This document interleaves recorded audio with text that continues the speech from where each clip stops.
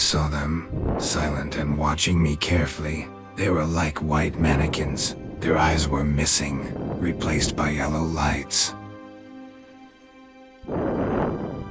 Hey Peter Houston. Hey everyone. My name is Nick. Here is my story, and this is what is happening to me now. I haven't looked at thunderstorms in 10 years, and flashes of bright light make me feel a panic attack. Thunder is about the same for me as the sound of a falling artillery shell. When the sky begins to thicken, turning the color of dark silver, I close all the windows, take my headphones and try not to notice what is happening outside. It started when I was a child, after that fateful night. Clouds covered the city like a black mantle. Clouds and the sun seemed to shrink under the pressure of a black vice. A strong wind blew the leaves off the windowsill, and the whole city seemed to freeze from the impending storm, the quintessence of wind, light and sound. It is always interesting for a child to watch a storm, of course, if he is not afraid of it.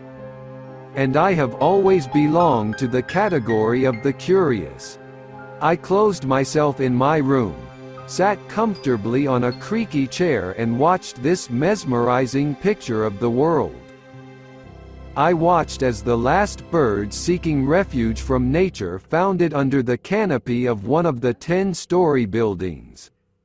The trees tilted to the side as if to show their submission to the wind, and the dry branches and deadwood, having fallen prey to this titan, flew away somewhere into oblivion.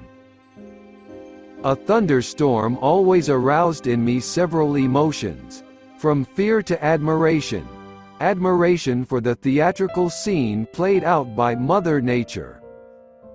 From time to time those feelings intensified and changed, depending on the number of lightning bolts that struck buildings like huge spears of light, or the sound of thunder, which at times seemed to announce the approaching fall of the heavens, or the speed and power of the wind, which effortlessly shook age-old trees and raised dust storms. I have always loved this activity. Better to look out the window than to do monotonous homework. Pressing my knees to my chest, I rested my chin on them and waited for the most interesting light show. After catching the first flash of lightning, I started counting. 1, 2, 3, 4. Why did the sky turn red for a second? What happened? I asked myself the question. The lightning was still, as if they were sent from Olympus. Struck high-rise towers, lightning rods and sometimes wooden poles.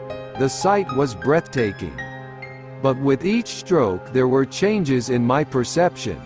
For a second it seemed that I was not sitting in my room, but in the yard of the next house, sitting on a carousel. A moment passed and I was back in my private room. Again sitting in my creaky chair in perplexity, after a couple of flashes. I saw what keeps me from living serenely now. I saw that for a second, my room was absorbed by an incredibly bright light.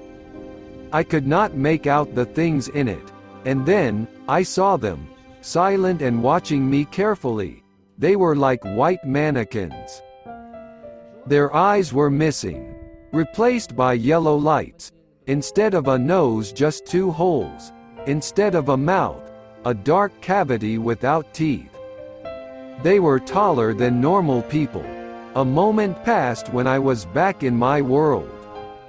I closed my eyes. I could not understand what was happening to me.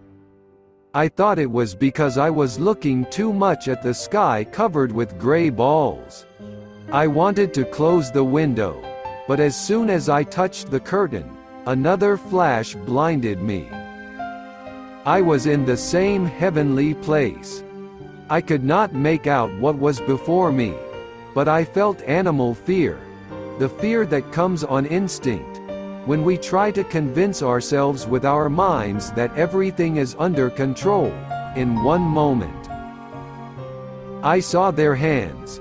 They were reaching toward me, lifelessly white, as if they exuded the heat of the planet's core. I could not move. I could only watch as the white silhouettes approached me. Tears of powerlessness flowed down my cheeks. I heard only the whistling, felt the approach of burning death, and suddenly, the light went out. I found myself in my room, again. I closed the curtains of the window. I began to cry. I could not contain my emotions after the horror I had experienced, this feeling of the approaching end. And what would happen if they grabbed me? Endless light or endless darkness? What awaited me? I fell to the floor, and wiping the tears from my face, I promised never to look at the storm again. I didn't want to be taken into my world by these celestial beings.